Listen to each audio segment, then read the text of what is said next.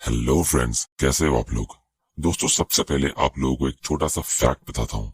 क्या आप जानते हो मुकेश अंबानी को अपनी कंपनी रिलायंस से 2019 में 15 करोड़ की सैलरी मिली, लेकिन अंबानी का ये जो घर है एंटीला, इसका सिर्फ लाइट बिल 9 करोड़ रुपयों का था। तो ऐसा कैसे हो सकता है कि वो इतनी कम सैलरी में इतनी लग्जरी वाली लाइफ जी रहा है।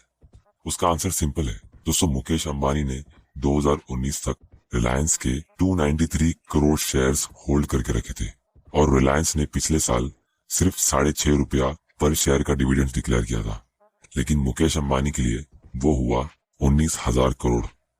दोस्तों, ये है अमीर लोगों का राज। दोस्तों, पिछले कुछ सालों से मैंने बहुत सारी बुक्स रीड की है मनी और इन्वेस्टिंग से रिलेटेड, और बेसिकली मैं आपको ये बताना चाहता हूँ कि मिडिल क्लास लोगों की इनकम होती है सैलरी, और अमीर लोगों की इनकम होती है डिविडेंड्स, जो हमेशा इन्फ्लेशन से ज्यादा तेज ग्रो होती है। सैलरी के लिए आपको अपना टाइम बेचना पड़ता है, और जहां हम डिविडेंड्स की बात करें तो आपका पैसा आपके लिए काम करता है। क्योंकि रॉबर्ट कियोसाकी कहते हैं, गरीब लोग पैसे के लिए काम करते हैं और अमीर लोगों के लिए उनका पैसा काम करता है, जिसका ये बहुत ही क्लासिकल और सिंपल एग्जाम्पल है। इसीलिए दोस्तों, अमीर लोग और अमीर होते हैं और मिडिल क्लास लोग वहीं रह जाते हैं, क्योंकि ये एक मेंटल गेम है। लेकिन दोस्तों, ये डिविडेंड्स होते क्या है, कंपनीज इन्हें देती क्यों है? क्या कोई इंसान जो मिडिल क्लास से हो वो डिविडेंड के बेसिस पे रिटायर हो सकता है? क्या ये डिविडेंड इनकम स्टेबल है? और इस डिविडेंड्स के फायदे या नुकसान क्या है? क्योंकि दोस्तों, जब हम स्टॉक मार्केट और इन्वेस्टिंग की बात करते हैं तो ये सब चीजें सुन के बहुत लोग डर जाते हैं और उनके दिमाग में एक मेंटल ब्लॉक आ जाता है कि ये बहुत डिफिकल्ट चीज है। इसीलिए इन सारे सवालों का जवाब आज मैं इस वीडियो में देने वाला हूँ, वो भी एकदम आसान शब्दों में। तो दोस्तों, वीडियो को एंड तक जरूर देखना, क्योंकि आप अगर इसे स्किप कर दोगे तो हो सकता है आप वैसे ही सैलरी वाली लाइफ में फंस जाओगे। तो दोस्तों, बिना वक्त बर्बाद किए हम इसे शुरू करते हैं। उससे पहले अगर आपने चैनल को सब्सक्राइब नहीं किया है तो जल्दी से कर लो, क्योंकि मैं प्रॉमिस करता हूँ आपके लिए ऐसे नॉलेजेबल और इम्पोर्टेंट वीडियोस लाता रहूंगा।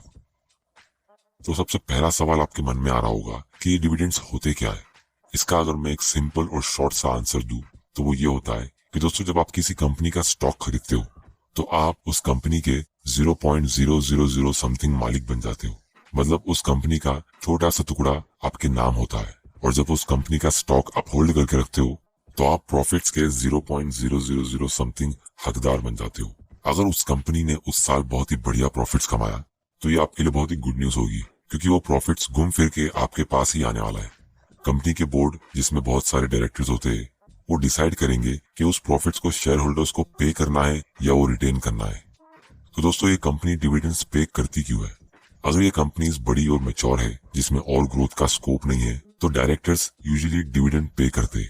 अब दोस्तों, इंटरेस्टिंग बात यह है जो बहुत लोगों को नहीं पता है कि बहुत सारी स्टेबल कंपनीज जिनका बिजनेस मॉडल काफी स्टेबल होता है और उनका प्रॉफिट भी कंटिन्यूसली ग्रो होता रहता है, ये कंपनीज ऑलरेडी आने वाले कुछ सालों के लिए कितना % डिविडेंड पे करने वाली है वो डिक्लेयर करके रखती है। जैसे इंडिया में बहुत सारी स्टेबल कंपनीज है जो ज्यादा डिविडेंड्स पे करती है और उनका डिविडेंड्स काफी स्टेबल है। तो फाइनली जब ये डिविडेंड्स कंपनी पे करती है तो वो डायरेक्टली आपके बैंक अकाउंट में क्रेडिट होता है, जैसे आपकी सैलरी डायरेक्ट बैंक अकाउंट में आती है। तो आई थिंक आपको यहाँ तक डिविडेंड की थोड़ी बहुत अंडरस्टैंडिंग हो गई होगी, और ये सबसे इंपॉर्टेंट चीज आपको समझ में आ गई होगी कि स्टॉक से हम 2 तरीके से पैसे कमा सकते हैं। एक, जब आप सस्ते में खरीदते हो और उसे महंगे में बेचते हो, और दूसरा, जब आप स्टॉक को खरीद के होल्ड करके रखते हो। और दोस्तों, सबसे आसान तरीका स्टॉक मार्केट से पैसे कमाने का यही है।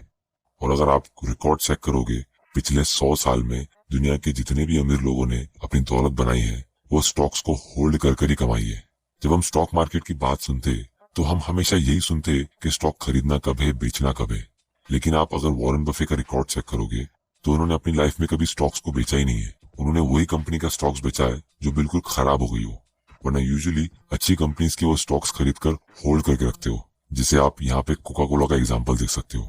वॉरेन बफे को कोका कोला के सीईओ, जिसको पूरी कंपनी में सबसे ज्यादा सैलरी मिलती है, उससे कई गुना ज्यादा डिविडेंड्स मिला, क्योंकि उन्होंने बहुत पहले इसमें इन्वेस्ट किया था और वो इसमें इन्वेस्टेड रहे। तो दोस्तों, आपके मन में सवाल आ रहा होगा कि क्या हम डिविडेंड की इनकम से रिटायर हो सकते हैं?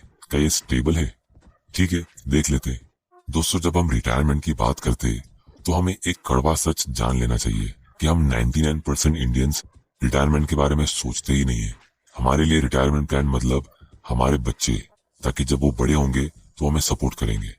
थोड़े बहुत लोगों के लिए उनकी प्रॉपर्टी का रेंट रिटायरमेंट होता है, और बाकी थोड़े बहुत लोगों के लिए उनकी सेविंग्स होती है जो रिटायरमेंट में काम आती है, जो महंगाई की वजह से हर साल एकदम सूखे पापड़ की तरह हो जाती है, जो मेरे हिसाब से बहुत ही सैड बात है।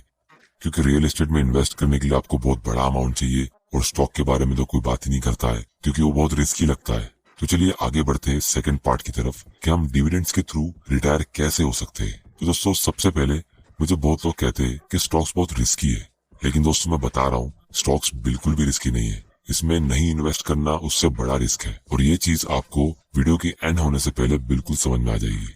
और दोस्तों यहाँ मैं स्टॉक्स को लॉन्ग टर्म के लिए इन्वेस्ट करके होल्ड करने की बात कर रहा हूँ।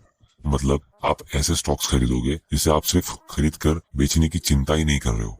अब ये बात बहुत सारे लोगों के सर के ऊपर से जाएगी कि आप बेचोगे नहीं तो प्रॉफिट्स कैसे कमाओगे। तो मैंने आपको बताया स्टॉक मार्केट से प्रॉफिट कमाने के दो तरीके, एक होता है कैपिटल गेन्स, दूसरा होता है डिविडेंड्स। तो यही चीज दोस्तों मैं आपको सिंपल कैलकुलेशन करके दिखाता हूँ कि कैसे आपका डिविडेंड इन्वेस्टिंग दुनिया का सबसे बेस्ट ऑप्शन है रिटायरमेंट के लिए। दोस्तों जब आप कुछ अच्छी कंपनीज के स्टॉक्स खरीद के रखते हो तो आप यूजुअली 15% के आसपास का रिटर्न एक्सपेक्ट कर सकते हो। यानी अगर आप 1000 रुपया फिक्स डिपॉजिट में इन्वेस्ट करते हो जिसमें आपको 7% इंटरेस्ट मिलता है, तो अगले साल आपको 70 रुपए का इंटरेस्ट मिलेगा और 10 साल बाद भी आपको 70 रुपए का ही इंटरेस्ट मिलेगा और 20 साल बाद भी सेम 70 रुपए का इंटरेस्ट मिलेगा, इससे कम नहीं और इससे ज्यादा नहीं। लेकिन दूसरी तरफ जब आप 1000 रुपया स्टॉक में इन्वेस्ट करते हो और अगर आपको कंपनी सिर्फ 2% का डिविडेंड पे करती है तो आपको मिलेंगे 20 रुपए। लेकिन 10 साल बाद जब कंपनी 15% के रेट से ग्रो होती है तो स्टॉक का मार्केट प्राइस होगा 4000 के ऊपर और कंपनी जो डिविडेंड पे करेगी वो आपको मार्केट प्राइस के हिसाब से पे करेगी, यानी उसका 2% होगा 81 रुपया। तो यहाँ आपने कुछ साल सब्र किया और उसका फायदा आपको रिटायरमेंट से पहले मिलना चालू हो जाएगा। और जब आप 20 साल तक इन्वेस्टेड रहोगे तो आपका स्टॉक प्राइस 15% के रेट से 16,000 रुपए का होगा और आपका डिविडेंड 300 रुपए के ऊपर का होगा। अब जरा कंपेयर कीजिए कहाँ 70 रुपए और कहाँ 300 रुपए। तो दोस्तों यहाँ पे राज की बात यह है कि आप जितना जल्दी इन्वेस्ट करोगे और जितना लॉन्ग टाइम के लिए इन्वेस्टेड रहोगे आपका फायदा उतना बढ़ते रहेगा। और ये चीज वॉरेन बफे ने काफी अच्छे से समझ ली थी, इसीलिए वॉरेन बफे हमेशा डिविडेंड पेइंग स्टॉक्स चुनते और लॉन्ग टर्म के लिए इन्वेस्टेड रहते। और दोस्तों इतना ही नहीं, आपका ओरिजिनल कैपिटल जो आपने 1000 रुपए का पे किया था वो भी ग्रो हो रहा है।